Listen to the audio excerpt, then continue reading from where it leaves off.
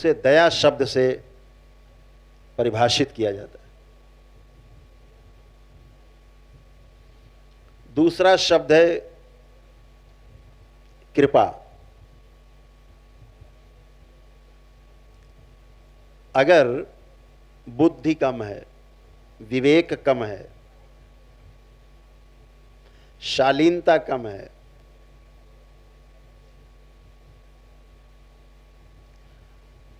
जीना नहीं आता ठीक से, उसमें कोई आपकी मदद करे,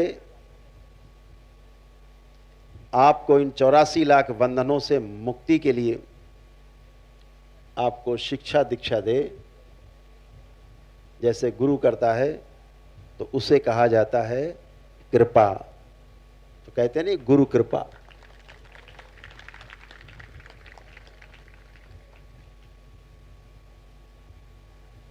तो ये हुआ दया और कृपा। यानी आपका जो जीवन है, शरीर और जीवन दो वस्तुएं हैं।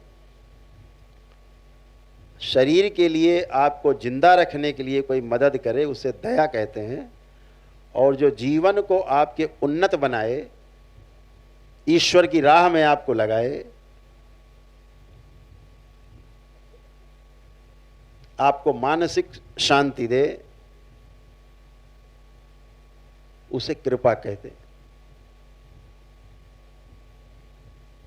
और यदि कोई व्यक्ति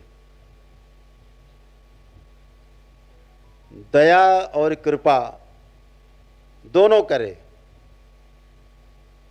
यानी आपके शरीर के लिए भी उसने व्यवस्था की, जिंदा रखने का प्रयास किया और जीना भी सिखाए, यानी दया भी की और कृपा भी की, तो उसे करुणा कहा जाता है। करुणा शब्द से परिभाषित किया जाता है कि करुणा की है प्रभु, आपने मुझ पर करुणा की है। हे गुरुदेव, आपने मुझ पर करुणा की। तो ईश्वर से हम करुणा कहते हैं ना, करुण पुकार करते हैं। तो इन तीन शब्दों का अर्थ ऐसा है, सुनने में एक जैसे लगते हैं, दया, कृपा, करुणा। हिंदी भाषा बहुत महत्व लिए हुए।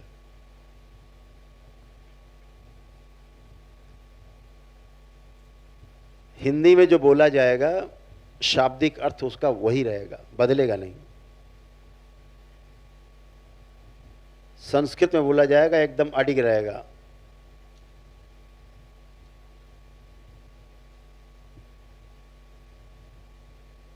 बड़ा थोड़ा विषयांतर होगा, लेकिन एक गौरव की बात है कि यह देश, हमारी संस्कृति में संस्कृत भाषा का बड़ा महत्व रहा है। आज आपको जान के इस बात का गर्व होगा कि एक नई विद्या आई है अभी बाजार में, टेलीविजन और उस पर चल रहा है खूब, मोबाइल पे। एक मोबाइल विद्या और आ गई है कि आपको यही नहीं पता लगेगा, आपकी फोटो वीडियो पता नहीं क्या क्या बना के क्या कर देंगे। आप कहोगे हम तो कभी किए नहीं, तो बना के दिखा देंगे। उसको बोलते हैं AI, आर्टिफिशियल इंटेलिजेंस।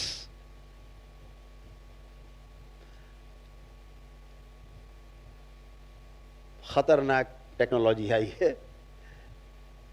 किसी को कुछ भी, किसी का पिक्चर बना के, आप दो लोग बैठे हैं यहाँ पे, आराम से प्रेम से बातें कर रहे हैं, एक दूसरे को कुशल क्षेम पूछ रहे हैं, और उतना वीडियो निकाल के ऐसा बना देंगे कि घूसा लात चला है आप में। आपको अरे ये तो हुआ नहीं, वो AI है। अब ऐसा विद्या आ गई है। दुनिया के किसी लीडर के साथ आपका कहो हाय हेलो थैंक यू दिखा दें, बैठ के खाना खाते दिखा दें, भोजन बात करते दिखा दें, आदमी कंफ्यूज। तो आपको जान के गर्व होगा कि जो संस्कृत विद्या है, भाषा है अपनी, संस्कृत हमारी जो भाषा है, प्राचीन भाषा, भाषाओं की भाषा है। तो जब AI की टेस्टिंग चल रही थी,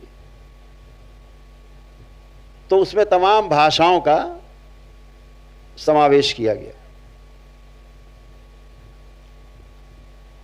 कि कौन सी भाषा समझेगा ये बोलने पर। दुनिया की सभी भाषाएं फेल हो गईं और एक भाषा पास हुई, उसका नाम है संस्कृत।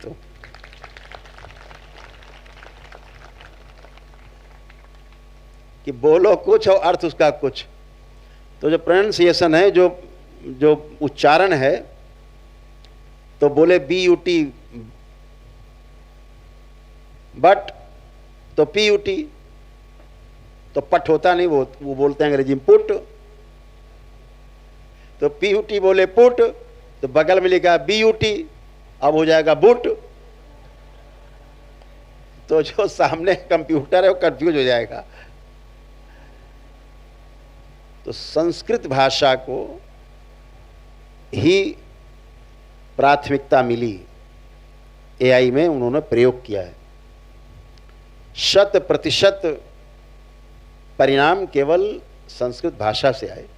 ऐसे हमारे देश के हमारे विद्वान, हमारे ऋषि मुनि, हमारे पूर्वज थे, महर्षि, उन्होंने संस्कृत विद्या का, संस्कृत भाषा का ज्ञान हम लोगों को दी।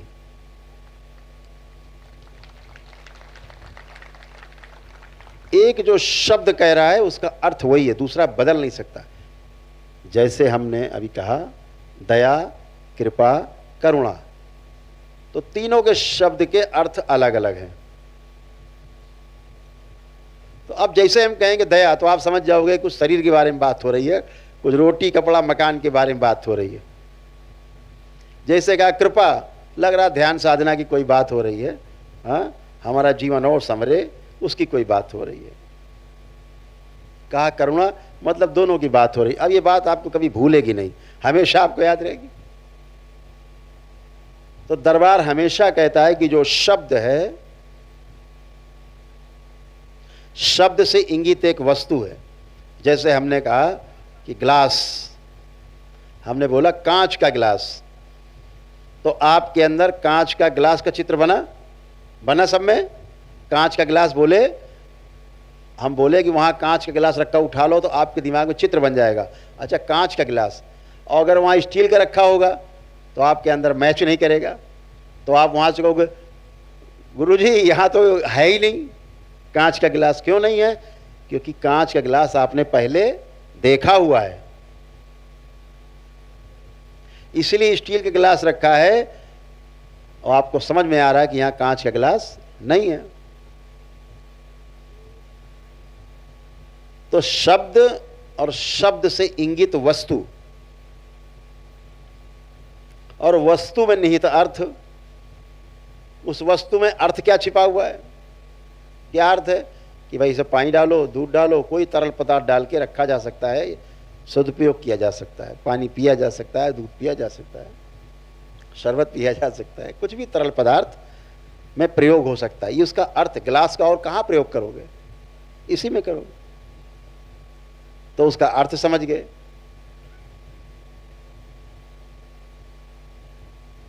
जैसे ही अर्थ समझ जाते हैं तो अंदर एक चित्र बन जाता है हमेशा के लिए। अच्छा, आपके तो पानी पीना तो गिलास समझ में आता, गिलास है क्या? आप पूछते हो गिलास है? तो हर चीज के पीछे एक अर्थ छिपा होता है, अर्थ को जरूर समझना है। फिर कहा गया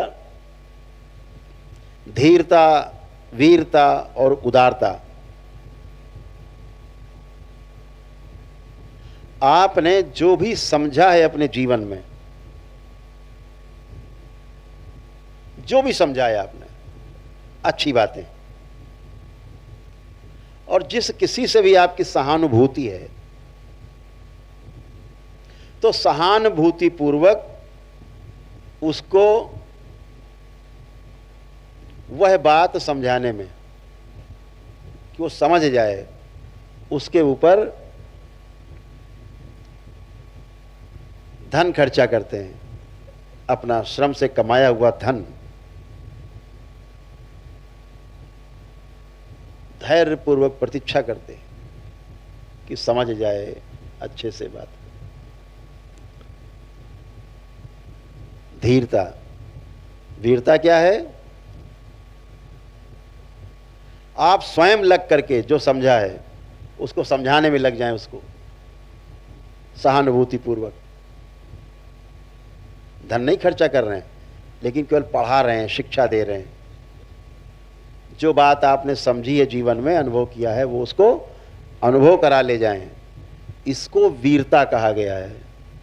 तलवार लेके किसी के सर उतार देना, ये वीरता में श्रेणी में महापुरुषों ने नहीं कहा है। अच्छी बात आप तक पहुंचा देना, आपको अनुभव करा देना। तलवार लेके किसी को लूट लेना वीरता नहीं, किसी का राजपाट लूट लेना वीरता नहीं।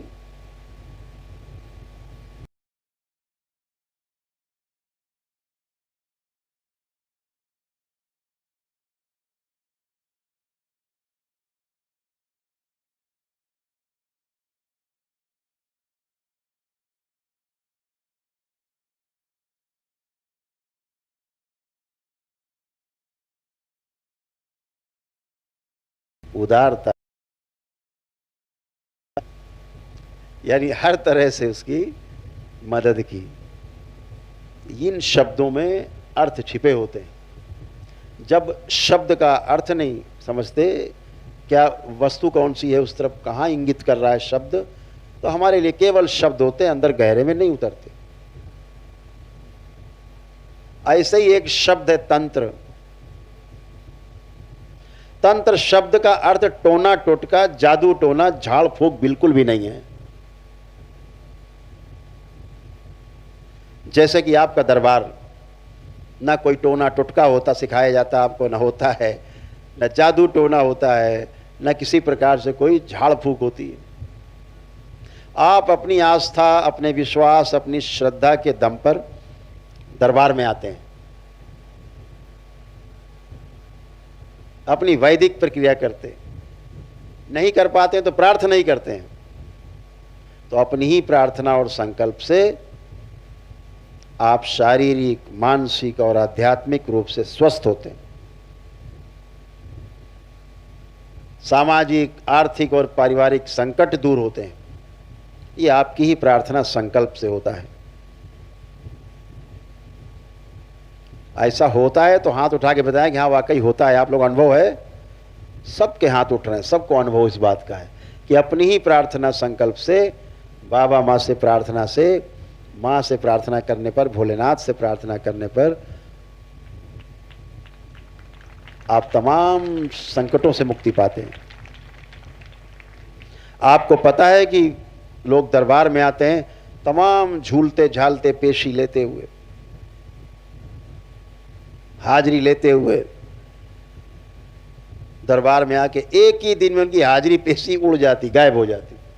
कहाँ चली जाती? क्योंकि ये नकली रोग हैं सब, ये रोग ही नकली हैं। यदि आपकी प्रार्थना में शक्ति है, क्षण में पेशी पेशा दरबार आते ही कट जाता है, बचता ही नहीं।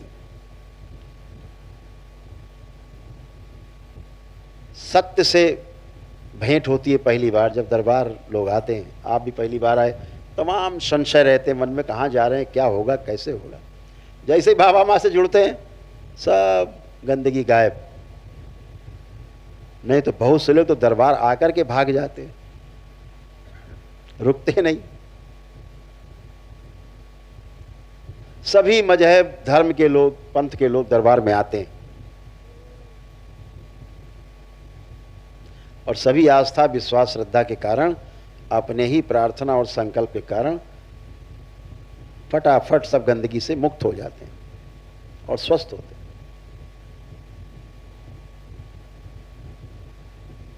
तो ऐसा ही एक शब्द है जिसका नाम है तंत्र।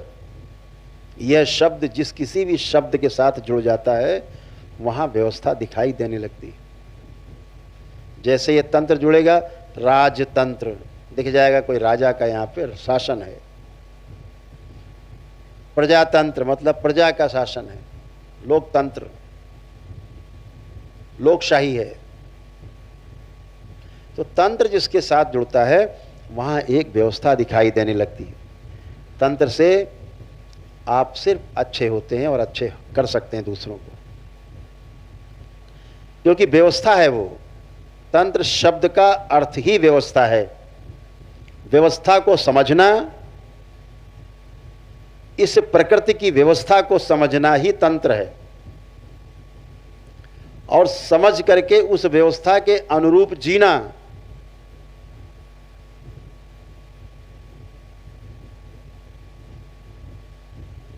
यही सुख देता है। व्यवस्था के विरोध में सोचने मात्र से हमें कष्ट होता है। अगर अभी आप सोचने लगो कि पहाड़ गिर जाएंगे, सब धरती पलट जाएगी, समुद्र सूख जाएंगे, पेड़ सब जल जाएंगे, भूकंप आ जाएगा, सब ध्वस्त हो जाएगा, सब लोग मर जाएंगे, सुनने में कैसा लग रहा है? अच्छा लग रहा है किसी को? नहीं अच्छा लग रहा तो हाथ उठाओ। किसी को अच्छा नहीं लग रहा है, सुनने में अच्छा नहीं लग रहा है, होना तो छोड़ो। खराब बात जो व्यवस्था के विरोध में है, सुनने में अच्छी नहीं लग रही। ओम जो हमने कहा इसको वाक्य निरस्त कर दिया जाए, सब शुद्ध। अब हम आपसे कहते हैं कि चारों ओर अब ऐसी हरियाली आएगी जो कभी नहीं थी। चारों ओर खुशियां ही खुशियां होंगी। हर आदमी एक दूसरे के सुख दुख में भागीदार बनेगा। खूब भाईचारा होगा आपस में, खूब मित्रता होगी, खूब ध्यान साधना जप तप अनुष्ठान अब खूब हुआ करेंगे, जगह जगह कथाएं हुआ करेंगी, जगह जगह देवी देवता हर समय सहायता करेंगे हम सबकी। चारों ओर खुशहाली होगी।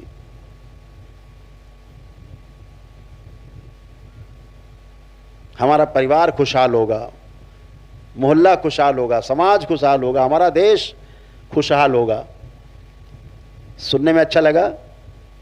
कितने लोग अच्छा लगा? सबको अच्छा लगा।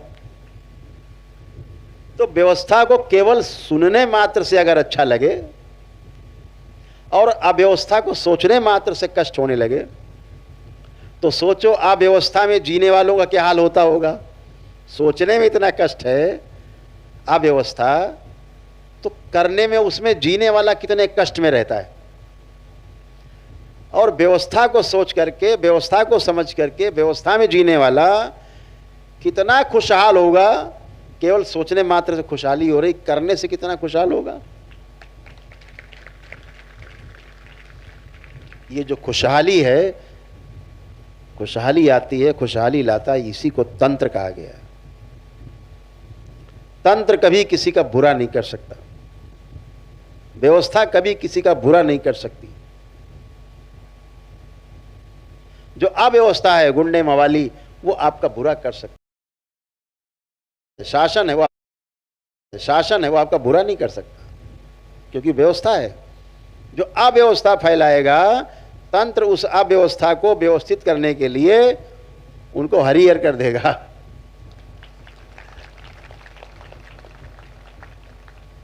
तो आप उस व्यवस्था का भाग हैं, दरबार से दीक्षित हैं, तंत्र क्रिया योग में दीक्षित हैं। इस धरती को खुशहाल बनाना है, हर मानव को खुशहाल बनाना है, अपने देश को खुशहाल बनाना है, पूरे विश्व को खुशहाल बनाना है। ये हमारा लक्ष्य हो। रोग मुक्त मानव, शोक मुक्त मानव, भय मुक्त मानव, भ्रम मुक्त मानव, ऋण मुक्त मानव, नशा मुक्त मानव। ऐसा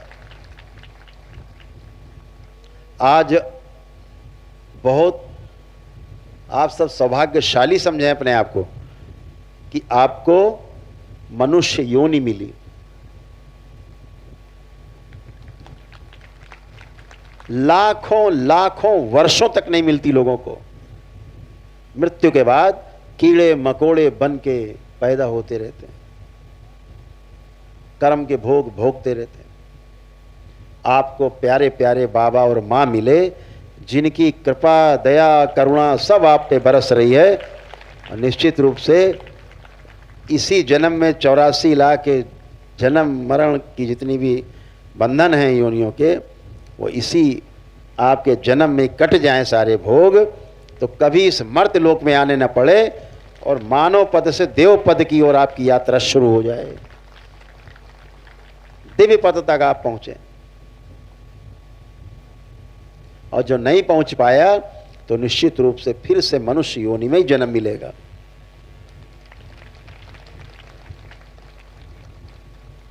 हम मनुष्य योनि में जन्म पाते हैं और मनुष्य योनि में जन्म लेकर के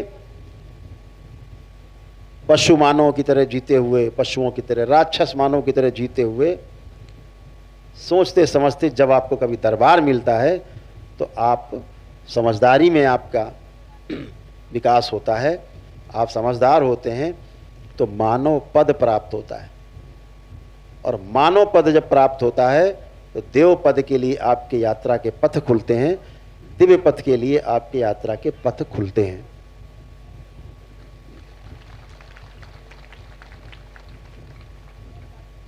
इस संसार में जिंदा रहना बहुत सरल है, जीना बहुत कठिन है। दरबार आपको जीना सिखाता है, बाबा और माँ आपको जीना सिखाते हैं, आपके कष्टों को हरते हैं, क्षण में हर लेते हैं। आपकी प्रार्थना और संकल्प से केवल आपके कष्ट, उनकी स्मृतियां नष्ट हो जाती हैं। यही आपका दरबार है जिसने स्मृति पर अनुसंधान किया। अभी तक इस पृथ्वी के ऊपर स्मृति पर, स्मृति महाविज्ञान पे अनुसंधान नहीं हुआ। स्मृति सब जानते होती है, स्मृति कैसे नष्ट की जाए क्षण में, स्मृति कैसे नहीं दी जाए अच्छी, दुष्ट स्मृतियां, नकारात्मक स्मृतियां कैसे क्षण में नष्ट कर दी जाएं, अच्छी स्मृतियां क्षण में कैसे आप में प्रवेश पा जाएं, कैसे आपका रूपांतरण हो जाए नकारात्मकता से सकारात्मकता की ओर से, ये सिर्फ आपका दरबार करता है। वो क्षण भर में करता है, वो आपके प्रार्थना संकल्प से होता है। ये सिर्फ आपका दरबार करता है धरती पे। आपके ध्यान और साधना के समय आपको भूतकाल में न जाने दे, भूतकाल की पीड़ा न सताए, भविष्य में न जाने दे, भविष्य की चिंता न सताए, वर्तमान में ही रखे आपको ध्यान साधना के समय, अर्थात वर्तमान से विरोध ना हो। ये दरबार करता है, ये दरबार की आपकी शक्ति है कि ध्यान साधना के समय भूत और भविष्य की कोई बात आपके मस्तिष्क मन में नहीं आती, नहीं आ सकती। वर्तमान में रहते हैं, आनंद में रहते हैं। जो मानव लक्ष्य है समाधान पूर्वक जीना, कोई प्रश्न ना बचे, कोई समस्या ना बचे, कोई कष्ट ना बचे, परिवार में समृद्धि आए, समाज में अभय का वातावरण बने और पूरी सृष्टि में सभी एक दूसरे के सहयोग से सह अस्तित्व पूर्वक जी सकें, ऐसी दरबार की परिकल्पना है। ऐसा दरबार ने आपको डिजाइन बना के दिया है। यही मानव लक्ष्य है हर मनुष्य के लिए, किसी भी जाति का हो, किसी भी धर्म का हो, किसी मजहब का हो, किसी पंथ का हो, किसी कबीले का हो, सब एक जैसा डिजाइन है। कैसे? अभी प्रमाणित कर देते हैं। अगर अभी आप जितने लोग यहां बैठे हो, हम सब से पूछे कि कितने लोग सुखी रहना चाहते हैं, हाथ उठेंगे? सब सुखी रहना चाहते हैं। आपको क्या लगता है पूरे संसार में जितने मानव हैं, किसी भी धर्म, मजहब, देश के हों, संप्रदाय के हों, कबीले के हों, आपको क्या लगता है वो दुखी रहना चाहते हैं? नहीं, वो भी सुखी रहना चाहते हैं। ऐसा आपको आ रहा है अंदर? तो क्या निकला? इस धरती का जितना मानव है, जो 700 साढ़े 700 करोड़ मानव है, मनुष्य है, सब सुखी रहना चाहते हैं। इस आधार पे हर मनुष्य एक जैसा है कि अलग अलग है? सब एक जैसा है। यही तंत्र है। जब ये बात आप समझ जाते हैं तो आपको व्यवस्था दिखाई देने लगती है, जाति की, धर्म की, पद की, छोटे बड़े की, धन से छोटा बड़ा, उम्र से छोटा बड़ा, अपने आप सब गिरने लगता है, टूटने लगती हैं दीवारें। क्यों? क्योंकि सब सुखी रहना चाहते हैं। हर व्यक्ति व्यवस्था में जीना चाहता, कोई दुखी रहना नहीं चाहता। किसी महापुरुष ने कहा, उनका नाम नहीं लेंगे, उन्होंने 4 बातें बताई। उनमें एक बात उनकी प्रमुख है, अपने हर शिष्य से कहते थे दीक्षा के समय, जैसे आज दरबार आपसे कह रहा है कि हर व्यक्ति सुखी रहना चाहता है, वो एक ही बात कहते थे कि हर व्यक्ति में दुख है। देख लो सब लोग, सब में दुख है। अब जहां हमने कहा सब में दुख है, तो आपके अंदर निराशा आ जाती है। आती निराशा आती है ना सुन के दुख। जब दरबार कहता है आपकी चाहना क्या, सुख है या दुख? सुख है, सुखी रहना चाहते? हाँ, सब सुखी रहना चाहते हो। एक आशा जागती है। तो हम कोशिश करें कि जितने भी सकारात्मक शब्द हैं उनका ही प्रयोग करें। नकारात्मक कहते हैं ना, तुम अच्छे आदमी नहीं हो, तुम आदमी अच्छे नहीं हो, सीधे उसको गोली ऐसी लगती छाती में।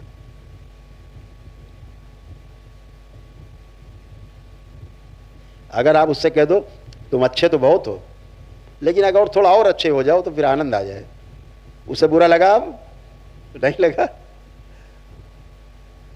शब्दों का हेर फेर है, बातचीत का थोड़ा बात का हेर फेर है, भाषा का थोड़ा सा हेर फेर है। हमारे देश में कई जगह अलग अलग भाषा बोली जाती। आप हरियाणा उधर चले जाएं, पश्चिमी उत्तर प्रदेश, आवाज देंगे किसी, ओरे छोरा इधर आ, ऐसे। अब हरियाणा वाला अगर यहां वाले को बोल ओरे छोरा इधर आ, वो कहेगा अच्छा ऐंठ रहा है, तलवार निकालेगा। छत्रपति शिवाजी याद आ जाएंगे उसको एकदम से कि अपमान मत सहन करना। तो भाषा, भाव उसका अच्छा है, भाषा से गड़बड़ है। तो हमें एक बात हमेशा समझनी चाहिए, कोई भी व्यक्ति है अगर आपका बुरा भी कर रहा है तो ये बात हमेशा ध्यान में रखना, चाहे बच्चा हो, भाई हो, पत्नी पति हो, माता पिता बच्चे हो, ये बात हमेशा ध्यान रखना। अपने जीवन में जो भी आप काम करते हैं, जैसे आप यहाँ बैठे हैं, तो यहाँ बैठे हैं तो सुख पाने के लिए बैठे कि दुख पाने के लिए? सुख पाने के लिए बैठे हैं। इसके बाद यहाँ से जिस कार्य में अपने जुटेंगे तो सुख पाने के लिए अपने काम में जुटेंगे। अभी तक जितने प्रयास आपने किए हैं वो सब सुख पाने के लिए किए हैं। तो जो भी आपको कभी किसी से कष्ट महसूस हो तो एक बात हमेशा ध्यान रखना कि ये व्यक्ति आपको दुख पहुंचाना नहीं चाहता, ये व्यक्ति अपने को सुखी रखना चाहता है। अपने सुखी होने के अर्थ में व्यवस्था को समझा नहीं है, उल्टा सीधा जी रहा है, और उल्टा सीधा जीने के कारण इसको पता नहीं कैसे बात करनी है, कैसे व्यवहार करना है। तो अपने सुखी होने के अर्थ में उल्टा पुल्टा काम कर रहा है। आपको दुखी करने के लिए नहीं कर रहा। आप कोई भी काम ऐसा नहीं करते हो कि आपके परिवार का सदस्य कोई दुखी हो। करते हैं कोई काम आप सोचते हैं कि दुखी हो? नहीं, आप तो अच्छा सोच के ही करते हो, परिणाम उल्टा आ जाता है अनुभव कम होने के कारण। अब परिवार, पिताजी कहें सब तुमने नष्ट कर दिया, सब धन नष्ट कर दिया, बर्बाद कर दिया, वो ठीक नहीं। क्योंकि हर व्यक्ति सुखी होने के अर्थ में ही सारे कार्यक्रम करता है। तो ये बात हमेशा ध्यान रखो कि बच्चा हमारा है या अपने सुखी होने के लिए कोई गड़बड़ कर रहा है तो हम उसको व्यवस्था बताएं, रास्ता बताएं, संस्कार दें। और उनमें संस्कार तभी आएंगे जब हमारे अंदर स्वयं वो संस्कार होंगे। जब हमारे आचरण में कोई चीज़ होगी तो बच्चों में, उनके आचरण में वो चीज़ अपने आप चली जाएगी। बहुत सुंदर है, हमारे अंदर तो है नहीं और हम बच्चों को सीख दें। तो बातें तो बहुत करना चाहते हैं आपसे, लेकिन अभी समझ में आ रहा है कि दीक्षा भी आपको देनी है।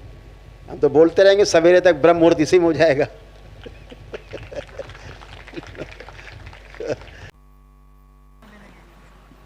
बोलिए सद्गुरुदेव भगवान की,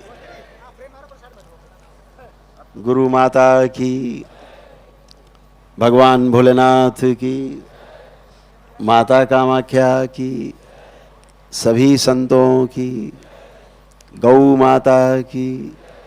बोलिए सच्चे दरबार की, करौली शंकर महादेव धाम की, गंगा मैया की। हर हर महादेव।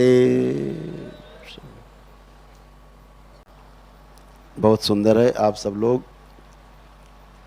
तंत्र क्रिया योग की प्रथम चरण में प्रवेश पाए हैं। अपनी योग्यता के आधार पे, आपने क्षमता के आधार पे प्रवेश पाया है। निश्चित रूप से आप लोग अपनी ध्यान साधना के माध्यम से उस परम ऊर्जा का आशीर्वाद जरूर प्राप्त करेंगे। बाबा माँ के प्यारे दुलारे और ज़्यादा बनेंगे। जितना ज़्यादा ध्यान साधना आपकी अच्छी होगी, उतनी आपकी समझदारी विकसित होगी। और वो जो समझदारी है वो आप में और आपके परिवार में दिखाई दे, तो समझना कि हमारी समझदारी का विकास हुआ है।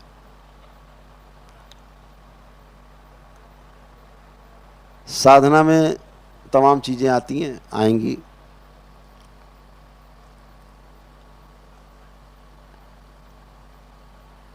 ध्यान पूर्वक आपकी साधना जब करेंगे, ध्यान करेंगे, तो आप भूतकाल और भविष्यकाल में आपकी एंट्री नहीं होगी। वर्तमान में ही रह करके आपकी ध्यान साधना होगी। वर्तमान में रह करके आप अपनी ध्यान साधना के माध्यम से धीरे धीरे शक्तियाँ, आप जो आपके अंदर स्वयं की शक्तियाँ हैं, वो खुलती जाएंगी। स्वयं की शक्तियाँ हैं क्या? स्वयं में शक्ति है क्या?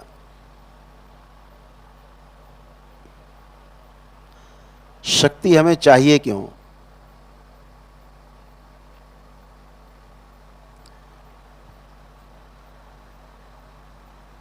जब भी आप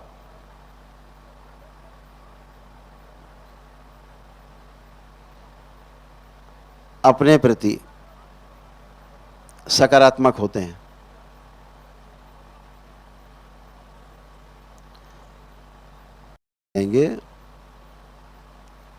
समझते जाना आपकी शक्ति उतनी बढ़ रही है।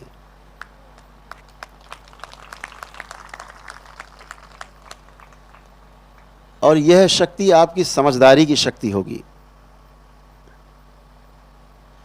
स्वयं के ऊपर विश्वास आपका बढ़ता जाएगा। स्वयं पर विश्वास का अर्थ ही यही है कि अंदर द्वंद्व समाप्त हो रहा है। जैसे जैसे द्वंद्व समाप्त होता जाए, समझो वैसे वैसे आपका स्वयं पर विश्वास बढ़ रहा है। भाव विचार में अंतर विरोध जैसे जैसे समाप्त होने लगे, समझो आपका आत्मविश्वास मजबूत होता जा रहा है। स्वयं पर जो विश्वास है, उसके बिना जीना बहुत मुश्किल काम है। स्वयं पर विश्वास के लिए कुछ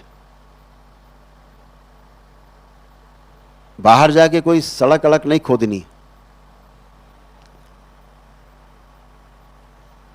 स्वयं पर विश्वास के लिए हमेशा ध्यान रखना है कि हम केवल शरीर नहीं हैं। मेरा शरीर भी है और मेरे शरीर के पीछे शरीर को चलाने वाला जीवन भी है। ये बात जितनी आपको ज़्यादा ध्यान रहेगी, आपकी समझदारी का विकास उतना तेजी से होगा। आप में होश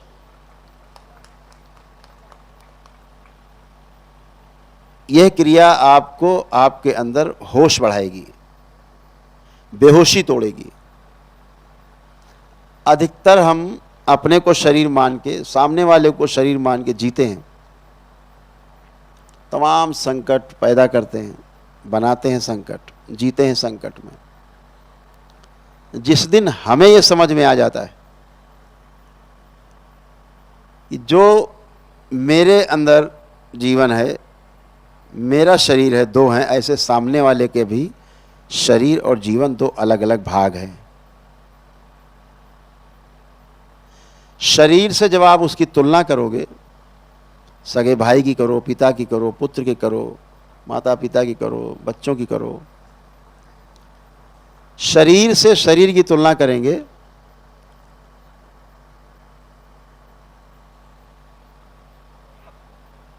तो स्वयं पर विश्वास कम होगा। कोई बड़ा दिखेगा, पद से बड़ा दिखेगा, कोई धन से बड़ा दिखेगा, कोई लगेगा कि वो बल से बड़ा है, कोई उम्र से बड़ा है, कोई शिक्षा में, जो आधुनिक शिक्षा है इसमें बड़ा है, बड़ा छोटा दिखाई देगा। बड़ा छोटा दिखना ही भ्रम है, और भ्रम से ही भय उत्पन्न होता है, फिर भय से ही नकारात्मकता पैदा होती है, और नकारात्मकता ही रोग है। इस रोग से बचना है तो सामने वाले का शरीर नहीं, सामने वाले के जीवन को देखने की और उसका आकलन करने की कोशिश करना। जैसे ही उसके जीवन का आकलन करेंगे, जो उसके शरीर को चला रहा है, जो आपका शरीर चला रहा है, आपका जीवन, आपको दिखाई देगा दोनों एक जैसे।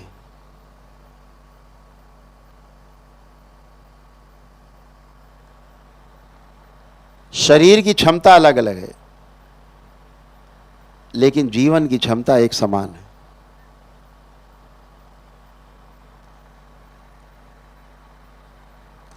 जब आप जीने जाते हैं किसी भी व्यक्ति के साथ, एक या अधिक व्यक्तियों के साथ, समाज के साथ, तो ध्यान की आवश्यकता पड़ती है। तो दो तरह से ध्यान है। एक वो जो आपको दरबार साधना के माध्यम से ध्यान की बात करता है, ध्यान साधना। ध्यान को साधना है, ध्यान को साधना है, अपने को साधना है, वही साधना है। अभी संतुलित नहीं है, डगमगा रहे हैं, उसी को महापुरुषों ने बोला कि साधना करनी, यानी साधना है अपने आप को संतुलित करना है। तो दो तरह से ध्यान देते हैं और ध्यान करते हैं, दो तरह से ध्यान होता है। जब दूसरों के साथ जीते हैं तो ध्यान देना बहुत आवश्यक है। जब स्वयं में जीते हैं तो ध्यान करना आवश्यक है।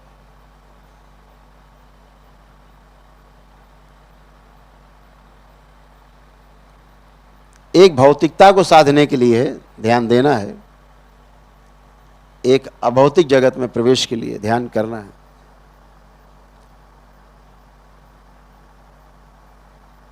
दोनों ही आवश्यक हैं, क्योंकि दरबार परिवार परंपरा को श्रेष्ठता प्रदान करता है।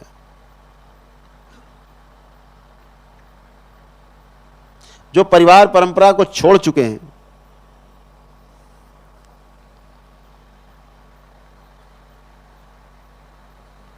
वो भी परिवार में ही रहते हैं। अब आश्रम उनका घर है, गुरु भाई गुरु बहनें उनके सब भाई बहन हैं, गुरु पिता की तरह है, सब कुछ वही है, नाम बदल गए हैं। लेकिन जब समझदारी का विकास नहीं होता तो जीना नहीं बदलता। जैसे हम घर में जीते रहे हैं, वैसे आश्रम में जाके भी जीते हैं। घर में भी जिंदा रहने का प्रयास था, और आश्रम मिल जाता है, गुरु परंपरा मिल जाती, तब भी जिंदा रहने का प्रयास सबसे ज्यादा रहता है।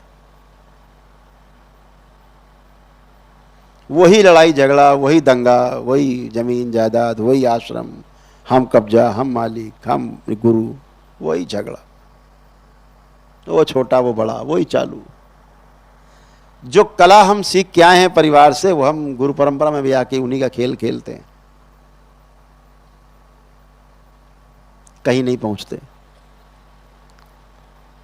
कपड़े बदल जाते हैं, नाम बदल जाते हैं, लक्ष्य नहीं बदलता।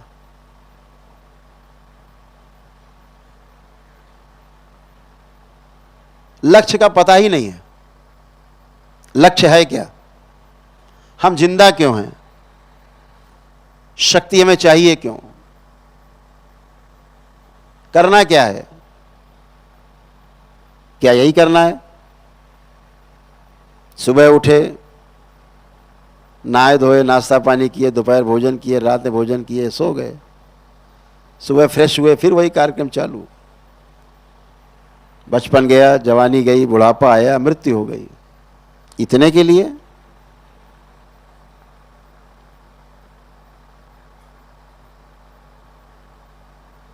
अगर इतने के लिए है तो फिर आप सब यहां नहीं बैठे होते।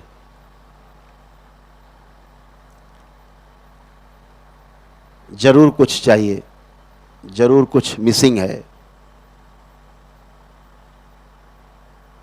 कुछ ना कुछ गड़बड़ है जरूर। एक सीरियल है, कहते ना, दया कुछ गड़बड़ है।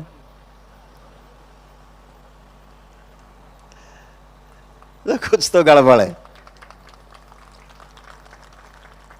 तो गड़बड़ जांचें कैसे कि गड़बड़ है? अब आपके पास जांचने की मशीन बहुत तेज हो गई है। अब आप क्षण में जांच लेते हो क्या गड़बड़ है। जब तक दरबार नहीं मिला था तब तक नहीं जांच पाते थे। अब तो दूसरों को भी जांच लेते हैं। अपनी कॉपी के साथ साथ सामने वाली कॉपी के तलाव तुम्हारी भी जांच दें। ऐसा हो गए। मानव लक्ष्य है, मानव का लक्ष्य सुखी रहना है। एक ही धर्म है, मनुष्य का नहीं, पूरे सभी का, जितने जीवन है सबका लक्ष्य है सुखी रहना। हर व्यक्ति सुखी रहना चाहता है, अल्टीमेट है, इसका कोई विकल्प नहीं। किसी से पूछो सुखी रहना छोड़ दो, एक बात छोड़ दो, ये हट छोड़ दो, इसके अलावा कुछ बताओ, कहेगा नहीं हमें तो बस सुखी रहना, यही चाहिए। ये मानव धर्म है, मानव सुख धर्मी है। धर्म का पता नहीं है। धर्म है क्या?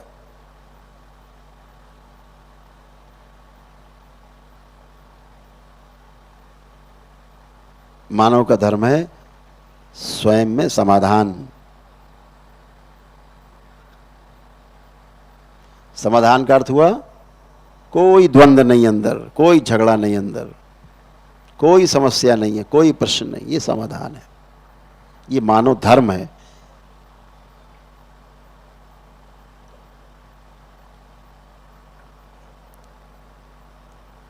मानव का धर्म है कि उसका परिवार समृद्ध रहे, परिवार में समृद्धि रहे, किसी चीज का अभाव ना हो। अभाव का मतलब यह नहीं कि इतनी संपत्ति हो जाए कि 7 पुश्तों में न खत्म हो। बहुत कुछ होने के बाद भी, सब कुछ होने के बाद भी बना रहता है, और लाओ, और आ जाए, और आ जाए, और आ जाए। यह दरिद्रता की निशानी है।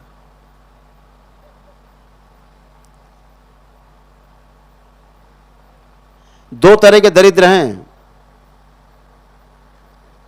इस धरती पर, 2 प्रकार के दरिद्र हैं।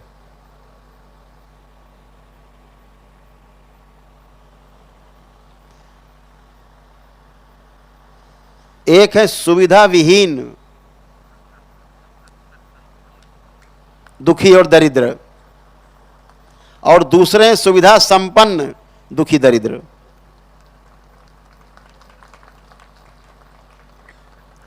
ये सुविधा संपन्न दुखी दरिद्र अब ज्यादा हो गए हैं।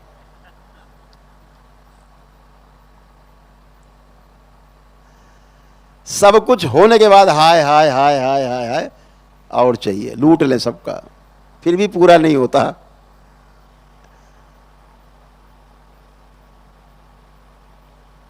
उनको अभाव बना ही रहता है। वह सुविधा संपन्न दुखी दरिद्र हैं।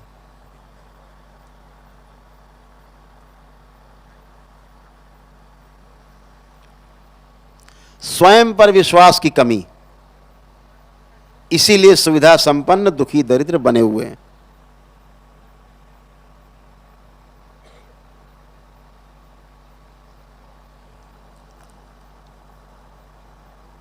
तो मानव लक्ष्य है स्वयं में समाधान हो, परिवार में समृद्धि हो, समाज में अभय का वातावरण हो, और पूरी सृष्टि में सब एक दूसरे के साथ पूरकता के अर्थ में जी पाएं, सह अस्तित्व पूर्वक जी सकें। ये मानव लक्ष्य है। मंदिर बना लेना, जप तप अनुष्ठान करना, दान करना, प्रवचन करना, प्रवचन सुनना, लोगों की मदद करना, ये धर्म नहीं है। यह मानव धर्म नहीं है। धर्म तक पहुंचने का रास्ता है।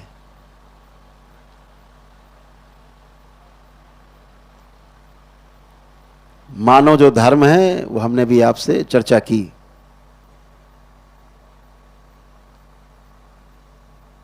अगर आपको अपने में समृद्धि नहीं दिखाई देती, परिवार में सब कुछ होने के बावजूद भी, तो अभी आप धर्म के रास्ते पे नहीं हैं। स्वयं में समाधान नहीं है तो आप अभी धर्म को छू नहीं पाए हैं।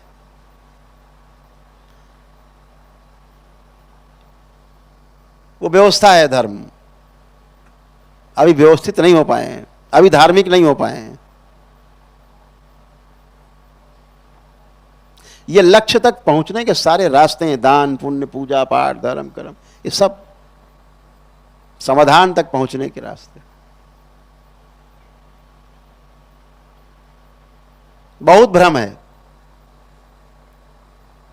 एक क्रिया होती है जीवन के अंदर, उसका नाम है बुद्धि।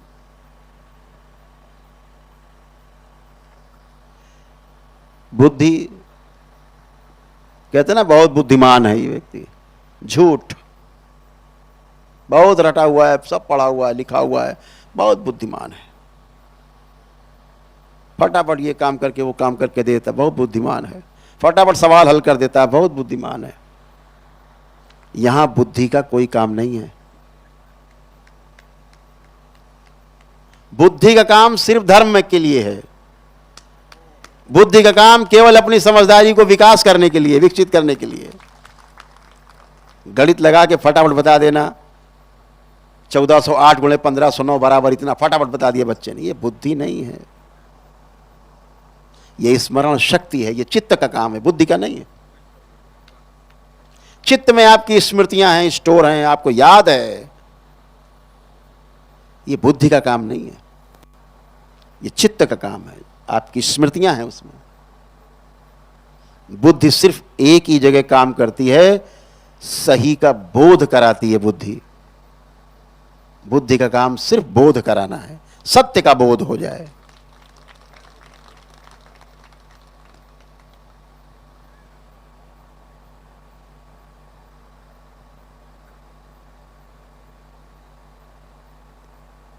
जब सत्य का बोध होता है तो आश्वस्ति आती है, तो अंदर एक संकल्प होता है, बोलते हैं उसको ऋतंभरा। बुद्धि के अंदर एक क्रिया होती है, उसको बोलते हैं ऋतंभरा। ऋतंभरा माने संकल्प। कौन सा संकल्प? सत्य से भरा हुआ संकल्प, उसे नाम दिया हमारे महर्षियों ने ऋतंभरा। बुद्धि का काम गणित लगाना नहीं, बुद्धि का काम अपने जीवन में प्रकाश फैलाना है, सही का आकलन करना है। सही का बोध हो जाए तो बुद्धत्व के लिए रास्ता खुलता है। बुद्धि का काम वहां पर है। भ्रम पालक काम नहीं हो तो बहुत बड़ा बुद्धिमान है, तो बहुत पास हो गया, स्मृति से पास हुआ है। बड़े बड़े बुद्धिमान फेल हो जाते हैं, स्मृति नहीं याद है। क्रियाएं हैं जीवन में, आत्मा, बुद्धि, चित्त, वृत्ति, मन, इन सबका पोस्टमार्टम करो।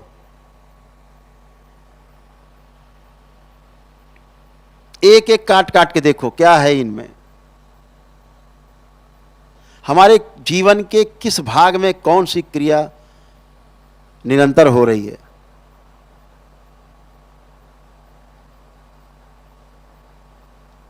कौन सी रुक रुक के हो रही है।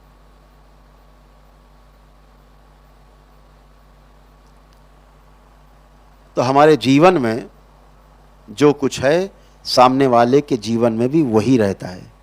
जिस दिन ये बात समझ में आ जाएगी कि मैं भी सुख चाहता हूं, सामने वाला भी सुख चाहता है, और अगर दोनों मिलकर के एक दूसरे को सुख पहुंचा लें बगैर दुखी हुए, ये नहीं कि हम दुखी होकर के सामने वाले को सुख पहुंचाएं, ये कोई सुख नहीं हुआ। ये मानव धर्म नहीं है। मानव धर्म है उभय पक्षीय सुख, उभय पक्षीय सुख। दो व्यक्ति व्यवहार करके आपस में सुखी होते हैं बिना स्वयं को दुखी करे, ये सुख है, यह व्यवहार है। और उभय सुख ही सबको स्वीकार है। अपने घर में ही आप तमाम अपने को कष्ट में रख करके, कभी आप पत्नी को खुश करने की कोशिश करते हो, पत्नी कभी कष्ट में रह करके आपको खुश करने की कोशिश करती है, बच्चे कभी अपने को कष्ट में रख के आपको खुश करते हैं, कभी आप अपने को कष्ट में रख के बच्चों को खुश करते हो, कहीं नहीं पहुंचते। वो गड़बड़ जाला हमेशा बना रहता है। इसे दुख में जीना बोलते हैं।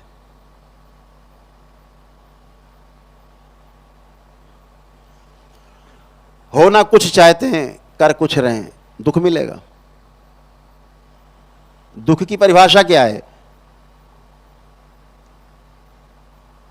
हम हैं कुछ, कर कुछ रहे, दुख मिलेगा। हम जैसा हैं वैसा होना चाहते हैं, वैसा जीना चाहते हैं, नहीं जी पा रहे हैं, यही दुख है। हम जैसे हैं वैसा हो गए हैं, जी पा रहे हैं वैसा, ये सुख है। तो जिन स्थितियों और परिस्थितियों में हमें जीने के लिए बाध्य होना पड़ता है न चाहते हुए भी, यही दुख है, यही दुख की परिभाषा है। और जिन स्थितियों परिस्थितियों में मैं जीता हूं, यदि उनमें सामंजस्य है, संगीत है, हार्मनी है, एक रास्ता है, वही सुख है। तो सुख और दुख की परिभाषा को समझ लेना है।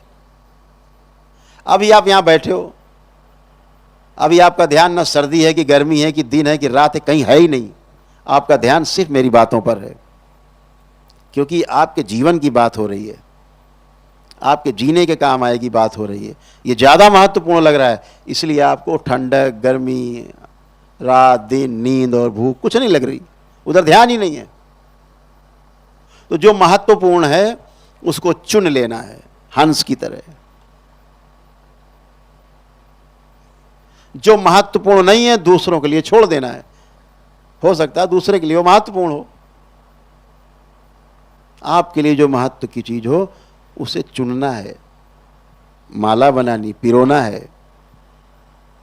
और ऐसे करके धीरे धीरे धीरे धीरे धीरे धीरे जब आप एक एक कदम जीना सीखते हो, जीना शुरू करते हो, तो एक किताब लिख जाती है पूरी।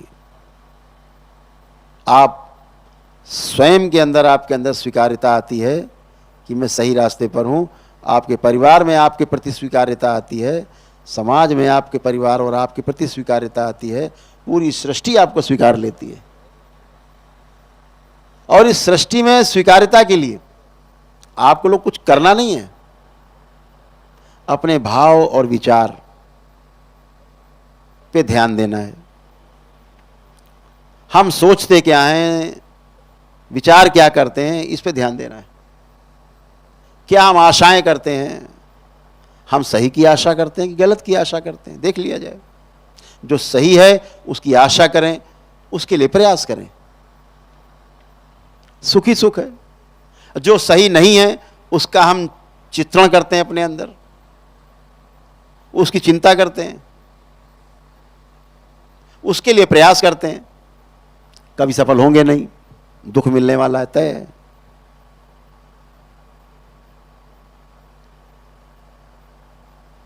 तो समझदारी सबसे बड़ी घटना है मनुष्य के जीवन में। जिस दिन मनुष्य के जीवन में समझदारी घटती है, समझदारी पूरी हो जाती है, वह मानव पद को प्राप्त हो जाता है।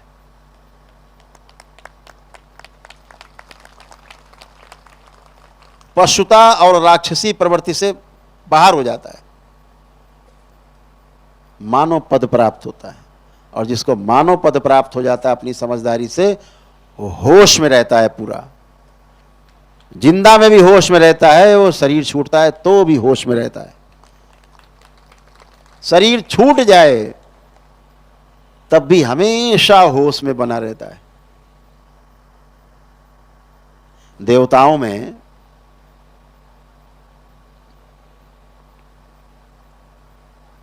और दैत्यों में फर्क क्या है? एक होश में, एक बेहोशी में। देवता होश पूर्वक हैं, दैत्य बेहोशी में चल रहे हैं। किसी का नुकसान करेंगे, अपने को मार देंगे।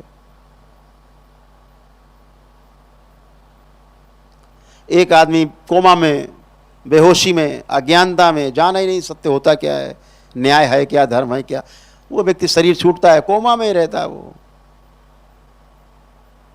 पितृ है, ऐसा पितृ मर गया है, कोमा में, आप में स्मृतियां उसकी हैं, वो है, आपको कष्ट ही रहेगा उससे। उसको यही नहीं पता अपने वंशजों को कष्ट पहुंचा रहा है। वो बेहोशी में तलवार चला रहा है आंख बंद करके कमरे में। एक होश में, बाबा माँ की कृपा उसके ऊपर है, दरबार की कृपा उसके ऊपर है, आपके प्रार्थना संकल्प मजबूत हैं, आपकी आस्था, आपकी विश्वास, आपकी श्रद्धा मजबूत है। निश्चित है कि आप होश की यात्रा करेंगे, होश में रहेंगे, होश पूर्वक जीवन में रहेंगे। इस जीवन यात्रा में रहेंगे तो सुख ही सुख है, क्योंकि सारे दुख की जड़ बेहोशी है और सारे सुख की जड़ होश है। तो होश में रहते हैं तो सुख ही सुख है।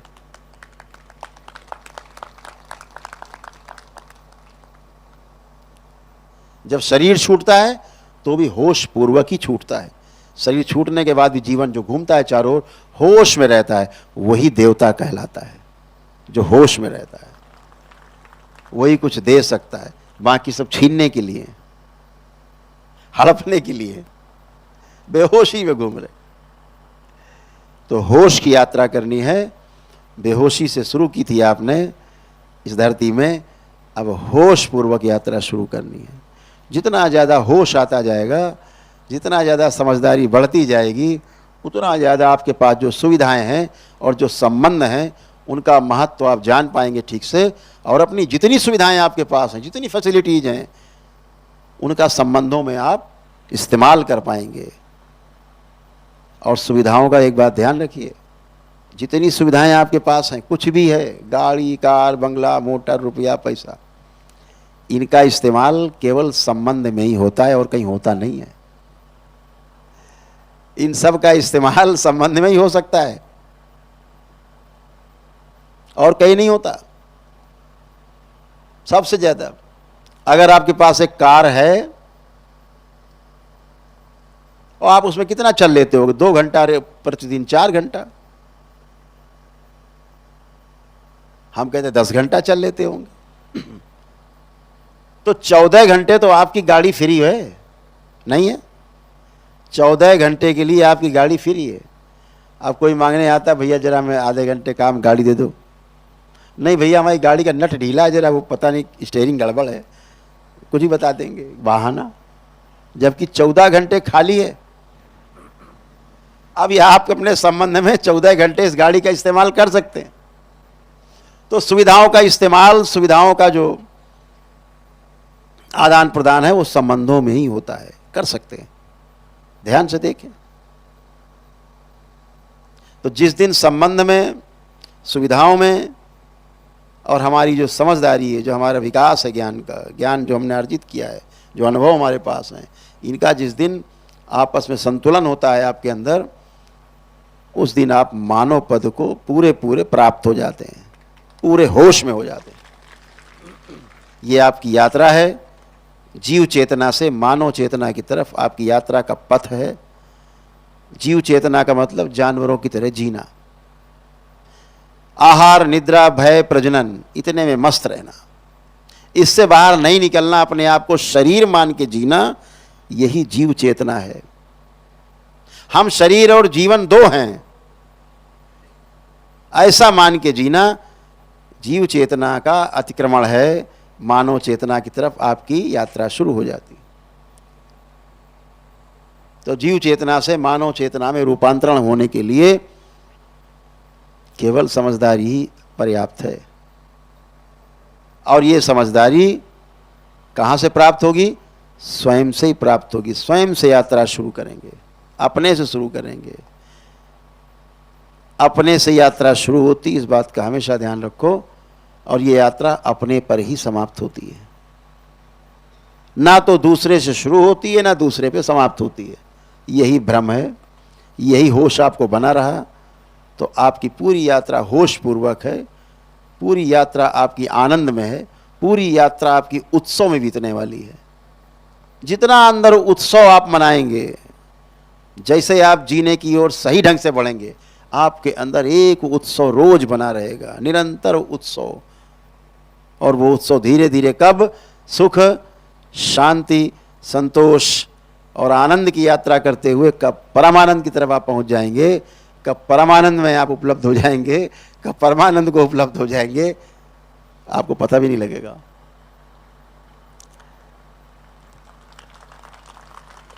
तो बातें तो बहुत करना चाहते हैं आपसे। अब आज आपका मेरे ख्याल से सवेरा हो रहा है, ब्रह्म मुहूर्त हो चुका, 4:30 बता रहे हैं, हो गया पंडित जी। हाँ? तो कोई बात नहीं, आज इतना ही सही, इतने से काम चलाया जाएगा, आगे देखा जाएगा फिर, है ना। तो बहुत सुंदर है आप सब दरबार में। महाराष्ट्र, कितना सुंदर है महाराष्ट्र। राष्ट्र के अंदर है महाराष्ट्र,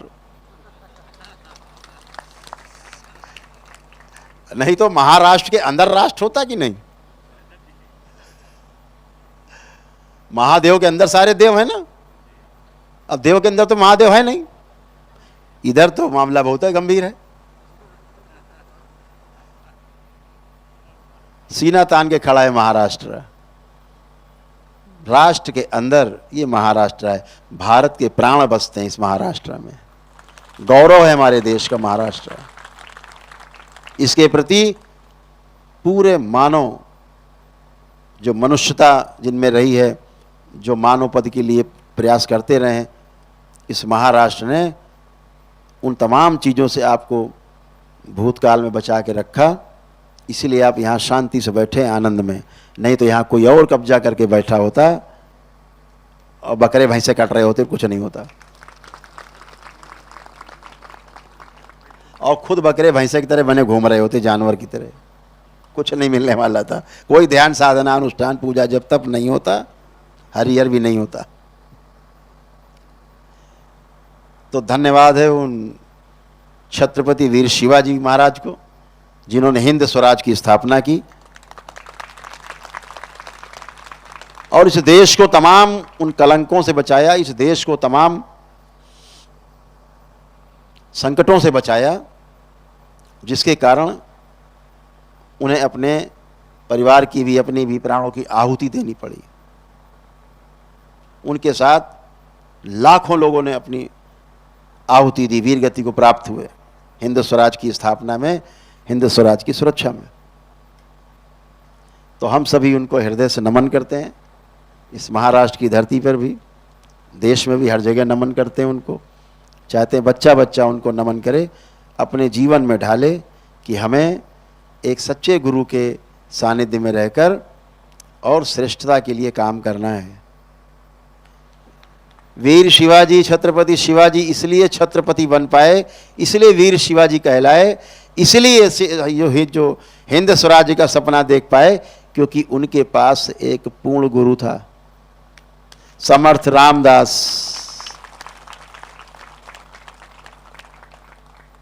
गुरु नहीं होते तो कहां जाते पता नहीं था। आज जो भी आप तमाम कहानियां सुनते हो छत्रपति शिवाजी महाराज की, वीरता की कहानियां सुनते हो, उसके पीछे समर्थ गुरु रामदास जी का ही प्रकाश था। उन्हीं की आभा थी, उन्हीं की समझदारी थी, उनके पद चिन्हों पर, उनके मार्गदर्शन में चल करके वो आगे बढ़े और देश को बचा पाए, दिशा दे पाए। जिसके पास गुरु होता है, जिसके पास पूर्ण गुरु होता है, वो कभी भटकता नहीं है। इसलिए वीर शिवाजी कभी भटके नहीं। और आज भी हम लोग उनको इसीलिए याद करते हैं, इसी तरह उनको हमेशा याद रखेंगे, हृदय में संजो के रखेंगे। बहुत बहुत आप सभी का आभार, महाराष्ट्र वासियों को भी आभार, जो देश के विभिन्न भूभागों से आकर के इस सम्मेलन में और पूर्णिमा के अवसर पर सबने भाग लिया। आप सबको बहुत आभार। विदेशों से आकर के भी जो भारतवंशी हैं, जिन्होंने यहाँ आकर के दीक्षा ली, उन सबको भी बहुत आभार। इस बात का आभार कि आपने दरबार पे विश्वास जताया है, और निश्चित रूप से दरबार पे विश्वास नहीं, ये आपने स्वयं अपने ऊपर विश्वास जताया है। ये यात्रा आपकी स्वयं के विश्वास से लेके और प्रेम तक जारी रहे, यही शुभकामनाएं आप सबको। बहुत बहुत शुभकामनाएं। बाबा माँ की ओर से बहुत प्रेम, बहुत आशीर्वाद। आप सभी स्वस्थ रहें, आप सभी सुखी हों, आपका परिवार सुखी हो, स्वस्थ हो, समृद्ध हो, आप समाधान को प्राप्त हो, आपको लक्ष्य आपका प्राप्त हो। इन्हीं शब्दों के साथ अपनी बात को विराम देते हैं। बहुत बहुत धन्यवाद, बहुत धन्यवाद, बहुत धन्यवाद। पुनः से काशी में मिलते हैं। 12 मई, 13 मई, 14 मई, 12, 13, 14 मई आने वाले अगले महीने 2025 काशी में हम सभी मिलते हैं। हरिहर। बहुत बहुत धन्यवाद। बोलिए सद्गुरुदेव भगवान की, गुरु माता की, भगवान भोलेनाथ की, माता कामाख्या की, सभी संतों की, गौ माता की। बोलिए सच्चे दरबार की, करौली शंकर महादेव धाम की, गंगा मैया की। हर हर महादेव।